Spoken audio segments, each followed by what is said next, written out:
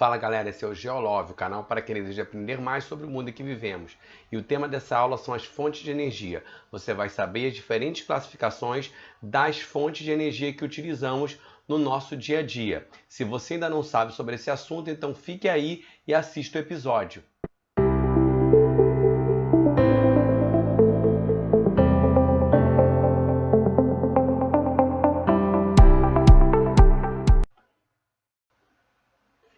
Fala galera, bem-vindos a mais uma aula do nosso canal e o tema dessa aula são as fontes de energia. Mas antes, não deixe de se inscrever no canal, dê o seu like para esse vídeo poder chegar a outras pessoas. Então vamos começar a aula falando um pouco, antes de começar a classificação das fontes de energia, falando sobre a importância da produção de energia nos dias atuais. A sociedade que a gente vive, ela está baseada numa série de fontes energéticas que possibilitam que nós façamos as coisas que nós façamos no nosso dia a dia, andarmos de carro, de avião, utilizarmos eletrodomésticos, celulares. Então, a produção de energia é algo fundamental para a existência da sociedade que a gente vive. Mas como essas fontes de energia elas são classificadas? Esse é o principal objetivo dessa aula. Entender como são as classificações das fontes de energia que nós utilizamos no nosso dia a dia. Então vamos começar falando da classificação em termos de fontes primárias e fontes secundárias. As fontes primárias são aquelas fontes de energias que são tiradas diretamente da natureza. São aquelas fontes de energia que o homem pega para fazer outras fontes de energia ou para utilizar para alguns fins específicos, econômicos, no nosso dia a dia. Então vamos colocar lá: sol, o vento, a água, o carvão, o petróleo e outras fontes de energia são aquelas que o homem tira da natureza para poder utilizar. Por isso são chamadas de fontes primárias. Então quando o homem pega, faz uma usina eólica, um aerogerador, um parque eólico, e aproveita aquele vento ali é uma fonte primária. Quando ele pega uma placa solar para gerar energia, para aquecer a água, é uma energia primária. Quando ele pega e retira o carvão da mina, energia primária, ok? Então quando tira da natureza, então a gente está falando de energia primária. Agora também tem as fontes secundárias. Fontes secundárias são aquelas que passam por um processo de transformação através do homem. O homem pega aquela energia primária e transforma em uma outra coisa, que é a energia secundária. Então a gente tem a energia elétrica. Toda energia elétrica que nós utilizamos, elas são produzidas a partir de fontes primárias. Então toda energia elétrica é uma fonte secundária. Os combustíveis que nós utilizamos, a gasolina, querosene, o diesel, o gás de botijão de cozinha, aquele gás que as pessoas compram no botijão, também passa por um processo de transformação. Então todas essas fontes que são transformadas pelo homem, são criadas pelo homem a partir de fontes primárias, são chamadas de fontes secundárias. Então etanol, biodiesel, todos esses combustíveis e essas fontes são fontes secundárias porque são criadas a partir de fontes primárias. Então essa é uma primeira classificação bem simples das fontes de energia, tá bom? Vamos para uma segunda classificação, uma classificação bem famosa, que é a classificação em fontes renováveis e fontes não renováveis. Mas o que são as fontes renováveis? São aquelas fontes que você não pode estabelecer um fim temporal. Você não tem como estabelecer quando ela vai acabar. Por quê? Porque ela pode ser produzida, ou pode ser utilizada, vamos dizer assim, pela sociedade humana, que ela não vai ter um fim. Você pode, no caso do Sol, estar utilizando a energia solar e o Sol vai durar ainda milhões e bilhões de anos para queimar toda a sua fonte ali, o seu gás que fornece a energia. Então o Sol, nesse caso, é uma fonte super importante e é uma fonte que não dá para determinar exatamente quando ela vai acabar. Então ela está aí para ser aproveitada pelo homem. Uma outra fonte que o homem é praticamente inesgotável, que enquanto houver sol, como diz a música, essa fonte vai acontecer, vai existir é o vento. Por quê? O vento tem a ver com temperatura. O vento tem a ver com diferença de pressão atmosférica, porque o vento sempre sopra da alta pressão para baixa pressão. E essas diferenças de pressão, elas estão relacionadas também à temperatura. Então, enquanto houver vento, vai poder ser produzida energia eólica, e enquanto houver sol, vai acontecer e vai existir o vento também.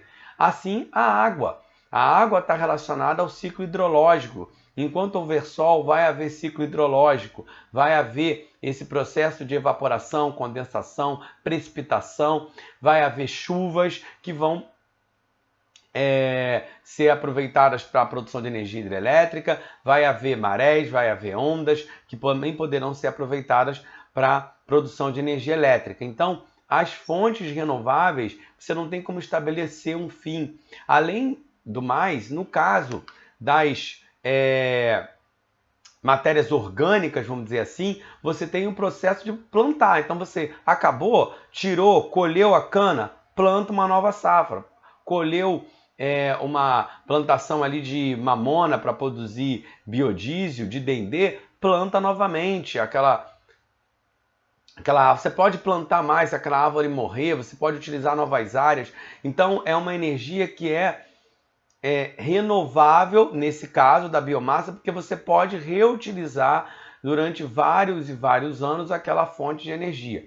Então, as fontes de energias renováveis, elas não tem como se estabelecer, então, um fim. Mas você não tem como captar toda a energia que você quiser. Ela tem uma quantidade de energia limitada em um determinado momento.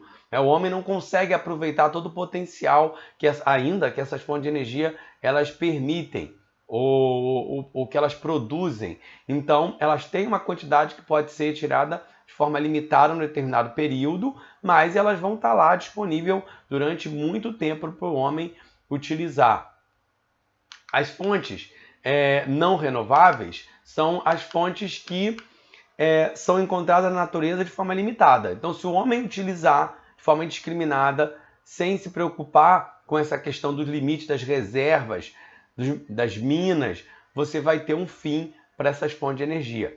Você tem como determinar quando elas vão acabar. Por quê? Porque elas têm reservas específicas, quantidades específicas nas minas ou nos poços de petróleo, nas minas de carvão. Então você tem um limite. Se o homem utilizar toda a energia que está disponível, as reservas que estão disponíveis, não haverá mais aquela fonte de energia.